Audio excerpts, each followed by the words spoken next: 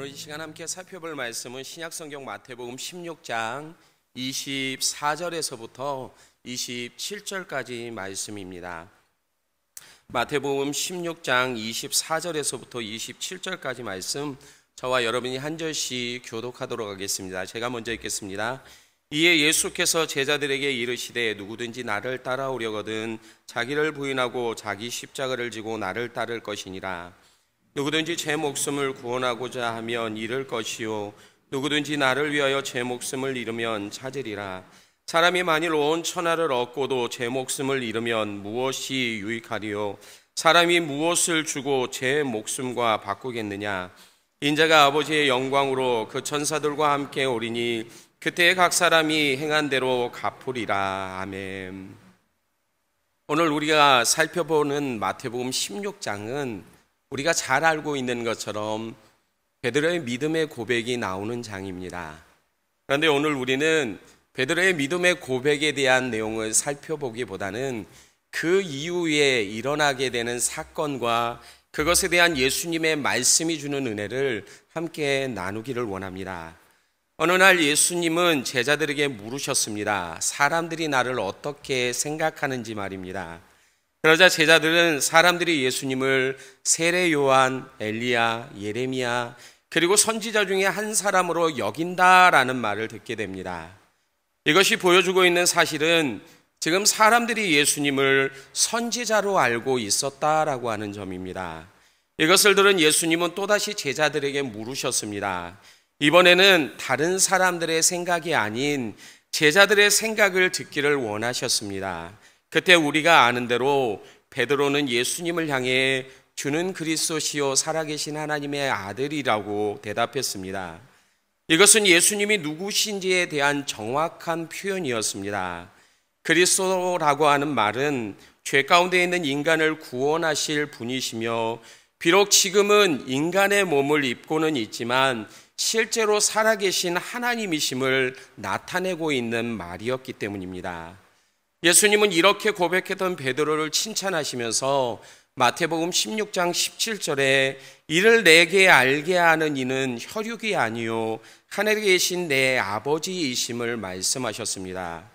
베드로의 이 고백은 어떤 랍비의 가르침으로 알게 된 것이 아니었습니다. 또한 그에게 예수님에 대한 특별한 사랑과 애정이 있었기 때문에 했던 말도 아니었습니다. 하나님이 이 사실을 알게 하심으로 고백했던 내용이었습니다. 그러므로 하나님을 통해 이 사실을 알게 된 자라면 누구라도 베드로와 같은 고백을 할 수 있습니다. 그래서 성도는 같은 고백과 함께 이 믿음을 가지고 살아가는 자들입니다. 특별히 이것이 예수님을 따르는 자의 모습이기도 합니다. 그런데 오늘 읽은 말씀에서 예수님은 좀 더 구체적으로 제자가 되기를 원하는 자가 추구해야 될 삶이 무엇인지를 말해주고 있습니다. 24절의 말씀인데요. 우리 같이 24절 말씀을 함께 읽어보도록 하겠습니다. 같이 읽겠습니다.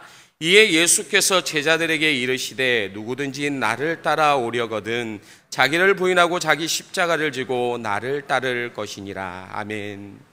우리는 이 말씀에서 한 가지의 변화를 감지할 수 있습니다. 그것이 무엇입니까? 바로 중심의 변화입니다. 특별히 본문은 성도로서 우리가 버려야 될 것과 그리고 따라야 될 것이 무엇인지를 아주 명확하게 이야기해 주고 있습니다. 24절 말씀에서 반복되는 단어들이 이것이 무엇인지를 보여주고 있는데 바로 나와 자기라고 하는 단어입니다. 여기서 말하고 있는 나란 예수님을 나타냅니다.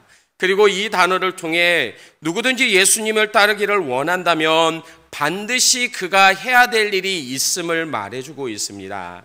이것을 나타내는 말이 자기라는 단어인데 예수님의 제자가 되기를 원하는 사람들을 나타냅니다. 그리고 제자가 되기 위해서 반드시 자기를 버려야 한다라는 조건을 지금 말씀하고 있는 것입니다. 자기를 부인하고 자기의 십자가를 지고라는 말들이 우리에게 지금 이 사실을 알려주고 있는 것입니다. 그렇다면 왜 예수님은 제자들에게 이러한 말씀을 하셨을까요? 이것은 후에 보여주는 베드로의 행동과 관련이 있습니다.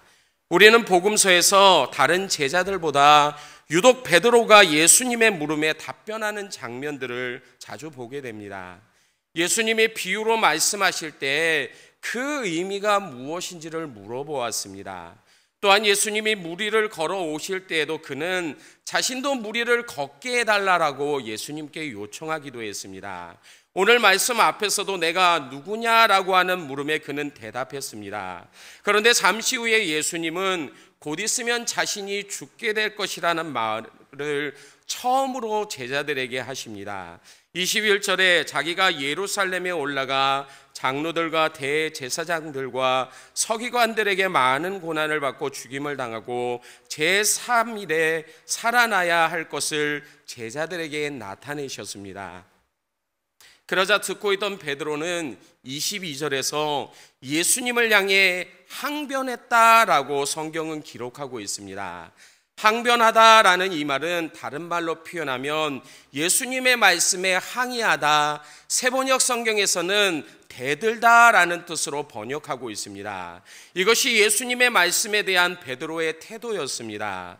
그런데 예수님은 베드로의 이러한 행동에 대해 23절 중반부에 너는 나를 넘어지게 하는 자로다. 내가 하나님의 일로 생각하지 아니하고 일을 생각하지 아니하고 도리어 사람의 일을 생각하는도다라고 말씀하셨습니다. 우리는 예수님의 이 말씀 가운데서 한 가지 중요한 사실을 발견할 수 있습니다.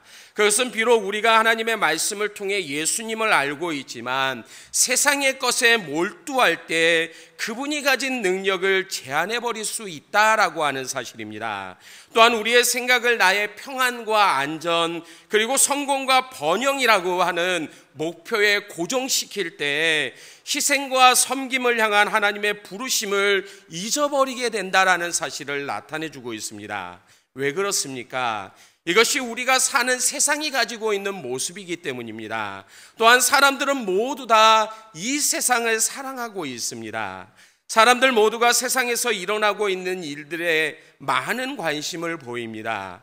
물론 성도들도 세상의 흐름을 바르게 볼 수 있는 기독교적인 세계관이 필요합니다. 그래야만 믿음 안에서 바른 결정과 함께 올바른 행동을 해나갈 수 있기 때문입니다. 그러나 세상에서 일어나는 일들을 보면서 사람들이 가지는 특징이 있다라면 그것은 염려하고 불안해하는 것입니다. 그런데 이러한 감정들이 나 자신을 중심으로 일어날 때 그 힘과 파괴력은 상상할 수 없을 정도로 강해집니다. 우리의 모든 삶을 삼키고도 남을 정도로 말입니다. 그런데 세상은 사람들에게 이러한 마음을 더욱더 자극합니다. 그래서 여러 가지 방송이나 매체를 통해 전하는 소식들로 사람들의 심리를 자극하고 불안함과 염려 가운데 살도록 만들어버립니다. 그러면서 자신만이 나의 삶의 문제를 해결할 수 있다라고 여기도록 만들어버립니다. 어쩌면 이곳에서 혹은 방송으로 예배를 드리는 분들 가운데도 오늘 일터에서 들었던 이야기들 때문에 방송을 통해 들은 현재 아르헨티나 상황 때문에 크고 작은 염려와 불안을 가지고 있을 겁니다. 그러면서 어떻게 이것들을 떨쳐낼 수 있는지 고심하는 분들도 계실 겁니다. 왜 그토록 많은 성도가 특별히 하나님의 능력을 경험했다라고 하면서도 하나님의 자녀로서 누리게 될 특권을 잊어버린 채 세상의 흐름에 흔들리고 있는 것일까요? 그 이유는 단 하나입니다. 하나님의 은혜로 구원받았는데도 여전히 하나님 중심이 아닌 나 중심이 나의 삶의 중심 가운데 있기 때문입니다.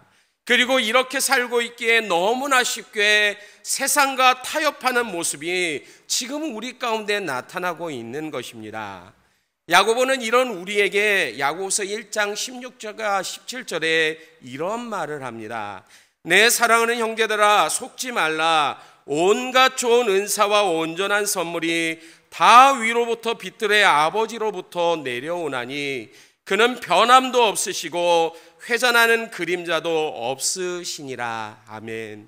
온갖 좋은 은사와 온전한 선물이 어디로부터 온다라고 하시는지를 보십시오.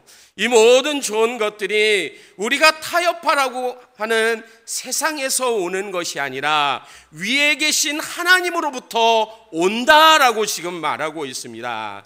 이것을 깨닫지 못하고 있기 때문에 하나님의 자녀들인데도 삶의 염려와 불안함이 끊이지 않고 나타나는 겁니다. 하나님 한 분만을 바라볼 때, 그분만을 섬기고 의지할 때 해결되어지는 모든 일인데도 이 사실을 깨닫고 이해할 수 있는 영적인 눈이 우리에게 부족하고 모습을 보여주고 있는 겁니다. 그렇다면 나 자신이 가진 특징이 무엇인지를 좀 더 살펴보도록 하겠습니다. 하나님의 형상대로 창조된 인간은 언제나 그분 안에 거할 때 참된 평안과 행복을 누릴 수 있습니다. 아멘. 그 이유는 에베소서 3장 20절에 말하듯이 우리 가운데 역사하시는 능력대로 우리가 구하거나 생각하는 모든 것에 더 넘치도록 능히 하시는 이가 바로 하나님이시기 때문입니다.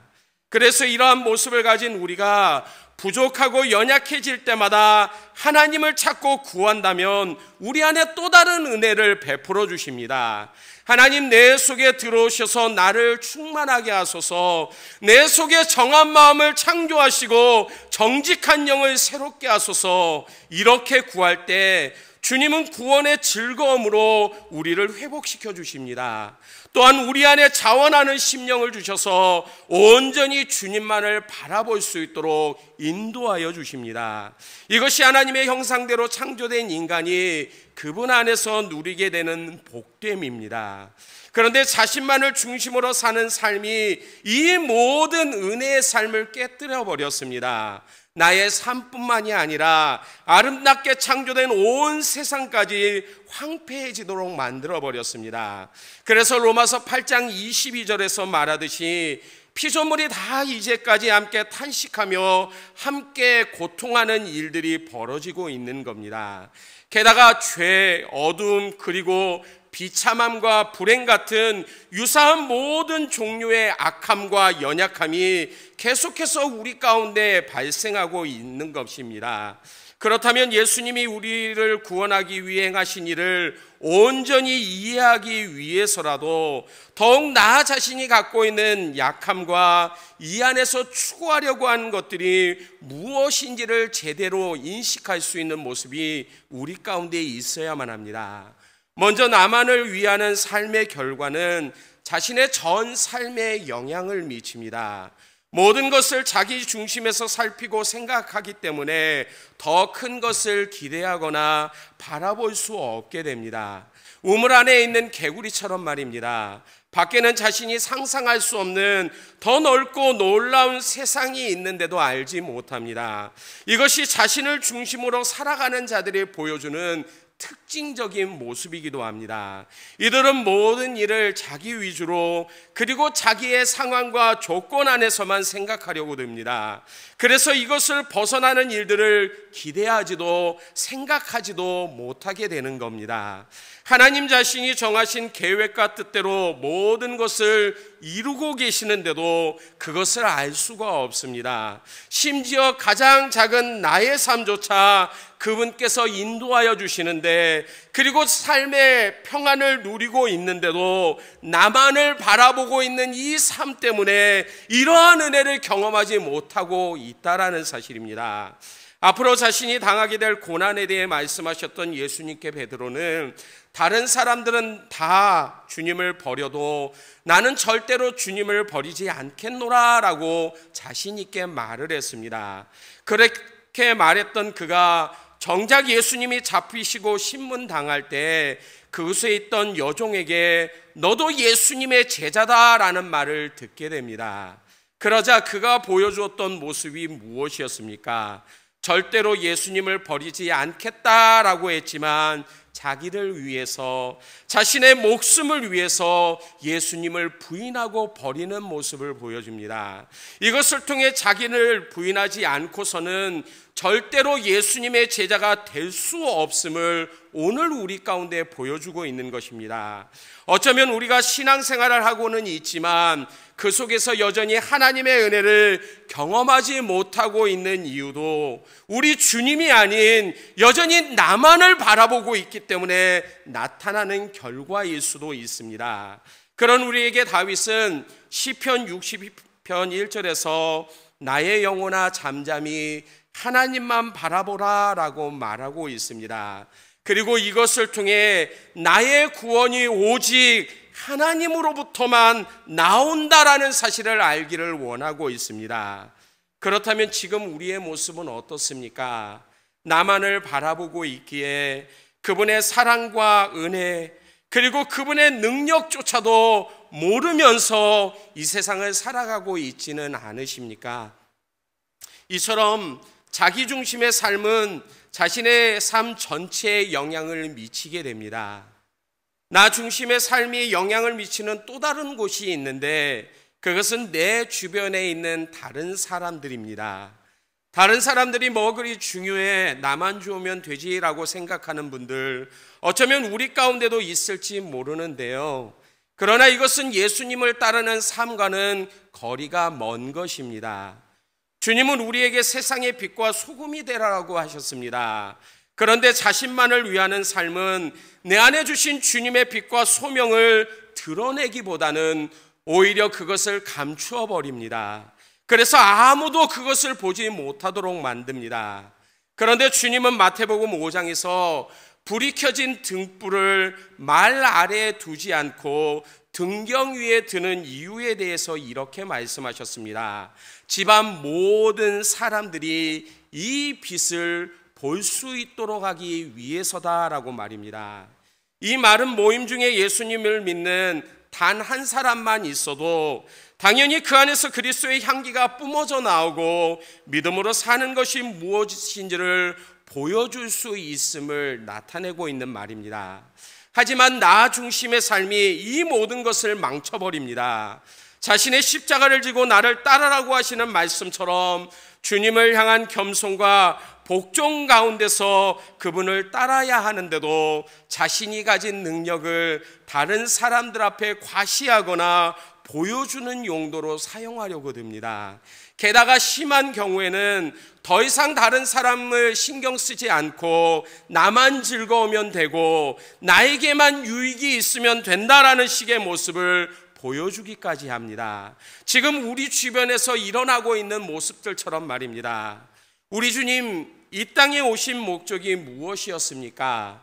마가복음 2장 17절에 건강한 자에게는 의사가 쓸데없고 병든 자에게라야 쓸데있느니라. 나는 의인을 부르러 온 것이 아니요 죄인을 부르러 왔노라 라고 말씀하셨습니다. 우리 주님이 이 땅에 오신 이유가 강한 자를 위해서 그리고 의인을 위해 온 것이 아니라 병든 자들, 죄인을 위해 오셨다라고 말씀하십니다. 그런데 이 병자가 누구입니까? 바로 나입니다. 바로 우리입니다. 죄인인 나를 부리기 위해 우리 주님 하나님과 동등됨을 취하지 않고 심지어 하늘에 보좌를 버리시고 인간의 몸을 입고 이 땅에 오셨습니다. 또한 죽기까지 복종하셨는데 십자가의 죽으심으로 우리에게 구원받을 수 있는 은혜를 주셨습니다. 게다가 구원받은 자들을 향해 마태복음 5장 16절에 이같이 너희 빛이 사람 앞에 비치게 하여 그들로 너의 착한 행실을 보고 하늘에 계신 너희 아버지께 영광을 돌리게 하라 라고 말씀하셨습니다. 그리고 이것은 예수님을 따르는 때만이 삶에서 나타나는 결과임을 보여주고 있습니다. 나 중심이 아닌 예수님 중심의 삶을 살아갈 때 내 안에 주신 그분의 빛을 나타낼 수 있기 때문입니다. 그리고 이 빛을 통해 사람들에게 그리스도 안에서 선한 영향력을 미칠 수 있게 되어집니다. 그래서 선지자 이사야는 이사야서 60장 1절에서 일어나라 빛을 발하라. 이는 내 빛이 이르렀고 여호와의 영광이 내 위에 임하였다라고 말씀하십니다. 하나님의 영광의 빛이 하나님을 믿는 자들 위에 가운데 나타냈기에 오늘도 그러한 삶을 세상 가운데 비출 수 있다라고 오늘 저와 여러분들에게 말하고 있는 것입니다. 그렇다면 마지막으로 어떻게 나를 부인하는 삶을 살아갈 수 있을까요? 무엇보다도 먼저 해야 될 일은 지금까지 살펴본 자기중심의 삶이 무엇인지를 제대로 이해할 수 있어야만 합니다. 또한 이 안에서 나타나는 모든 죄와 이것을 통해 나타났던 실패가 무엇인지를 우리는 알아야만 합니다. 특별히 자기중심의 삶이 하나님의 이름을 더럽혔던 모든 삶의 원인이 되었다라는 사실을 인정해야만 합니다. 그리고 이것이 나의 상태라는 것을 진심으로 주님 앞에 고백할 수 있어야만 합니다. 그리고 이러한 고백이 있었다면 이제는 주님이 나의 삶 전체를 통치하실 수 있도록 우리 자신을 그분께 내어드리는 그러한 삶을 살아야만 합니다. 주님은 오늘 말씀 25절과 26절에서 목숨이라는 단어를 통해 내어드리는 삶이 어떠한 것인지를 지금 가르쳐주고 있습니다. 목숨은 모든 사람들에게 가장 중요한 것입니다. 당연히 목숨을 잃어버린다면 내가 소유하고 누리고 있는 모든 것들이 더 이상 나에게는 아무런 소용이 없게 되어집니다. 그래서 사람들은 자신의 목숨을 지키는 일을 위해 애를 쓰고 노력을 합니다. 건강에 관련된 잡지를 보고 좋은 음식을 먹는 등 자신의 생명을 유지하기 위해 온갖 노력을 다합니다. 심지어 임종의 순간 잠시 후면 떨어지게 될 나뭇잎과 같은데도 이런 자신의 목숨이 연장되기를 간절히 바라는 모습까지 우리는 보게 됩니다. 그런데 우리 주님은 이 목숨을 얻는 방법에 대해 뜻밖의 말씀을 지금 하고 계십니다. 이것이 무엇이니 함께 25절 말씀을 같이 읽어보도록 하겠습니다. 25절 말씀입니다. 같이 읽겠습니다. 누구든지 제 목숨을 구원하고자 하면 잃을 것이요 누구든지 나를 위하여 제 목숨을 잃으면 찾으리라. 아멘. 이 말은 사람들이 모두 다 알고 있는 생각과 정반대의 이야기를 지금 하고 있는 것입니다. 자신의 목숨을 구원하기 위해서는 당연히 지켜야만 합니다. 심지어 목숨을 빼앗으려고 하는 자들이 우리 주변 가운데 있다면 최선을 다해 지킬 때만 생명을 보존하고 유지할 수 있게 되어집니다. 이것이 우리가 알고 있는 목숨에 관한 이야기입니다. 그런데 우리 주님은 지금 이렇게 말씀하고 있지 않습니다. 오히려 나를 위하여 자기 목숨을 잃으면 찾는다라는 말씀을 하십니다. 이렇게 말씀하시는 이유는 이 목숨이 우리의 육체가 아니라 영혼을 가리키고 있는 말이기 때문입니다. 자기를 부인하고 자기 십자가를 지고 나를 따르라는 예수님의 말씀도 자신의 영혼을 위해서 이렇게 해야 된다라고 지금 말하고 있는 것입니다. 자기를 부인하고 자기의 십자가를 진다라는 것이 쉬운 일만은 아닙니다. 그런데 제자들에게 그리고 우리에게 이 사실을 알게 하시기 위해 우리 주님 친히 십자가에서 죽으셨습니다. 당연히 이 은혜가 날마다 우리 안에 역사할 때만 자신을 부인할 수 있는 일이 가능하게 되어지는 겁니다. 자기 자신을 신뢰하고 과시했던 베드로는 제자로서 실패했고 결국 예수님을 부인했습니다. 그러나 자기를 부정하고 하나님만 의지했던 그리고 그분의 뜻 안에서 순종했던 주님은 자신의 죽음을 통해 놀라운 구원의 역사를 이루어 주셨습니다. 지금도 주님은 우리를 이러한 삶으로 초대하고 계십니다. 예수님의 제자로 살아가도록 우리를 부르셨고 그런 우리 안에서 주님은 여전히 일하기를 원하고 계십니다. 그렇다면 주님의 제자가 되기 위해서 우리는 먼저 자신을 부인하는 법부터 배워야만 합니다. 나는 오직 주님만 필요합니다. 주님의 빛을 나에게 비춰주소서. 주님만을 더욱 알기를 원합니다. 그래서 나의 영적인 삶을 맡고 있는 내 중심의 삶을 모두 다 내려놓게 하소서. 이것이 자기를 부인하고 주님을 따르기를 원하는 자들의 고백입니다. 예수님은 오늘 말씀 26절에서 사람이 만일 천하를 얻고도 제 목숨을 잃으면 무엇이 유익하리요? 사람이 무엇을 주고 제 목숨과 바꾸겠느냐라고 저와 여러분에게 말하고 있습니다. 오늘도 자기를 부인하고 자기 십자가를 질 때 겸손과 주님께 복종하는 삶을 통해 그분을 따를 수 있다라고 말씀하고 있습니다. 이러한 삶을 통해서만이 날마다 주님 안에서 변화되어지는 삶을 우리가 경험할 수 있다라고 지금 말하고 있는 것입니다. 또한 이 변화를 경험했기에 더욱 주님께 가까이 가기를 사모하는 삶을 살아갈 수 있게 되어진다라고 말하고 있는 것입니다. 그러므로 이러한 삶이 우리 안에 나타날 수 있기를 바랍니다. 그래서 주님을 따르는 것이 언제나 우리의 기쁨이 되어지는 그러한 삶의 고백들이 있기를 소원합니다. 오늘도 나 중심만을 바라보며 이 땅의 모든 것이 나의 능력으로 되어진다라고 외치는 우리들의 모습이 아니라 주님이 내 안에 계실 때, 주님이 나를 붙잡을 때, 그리고 인도하시고 넘어지지 않게 하실 때 우리가 일어나 걸을 수 있다라고 고백할 수 있는 이러한 삶의 모습이 우리 가운데 나타날 수 있기를 원합니다. 그러한 자들에게 하나님은 놀라운 은혜와 역사로 우리의 삶을 붙들어 주신다라고 지금 우리 가운데 말씀하고 있습니다. 우리의 육신뿐만 아니라 영혼까지 영원히 하나님이 주시는 은혜와 복을 누릴 수 있다라고 말씀하고 있는 것처럼 이러한 삶을 경험할 수 있는 베델교회 모든 성도들이 되실 수 있기를 주님의 이름으로 간절히 축원합니다.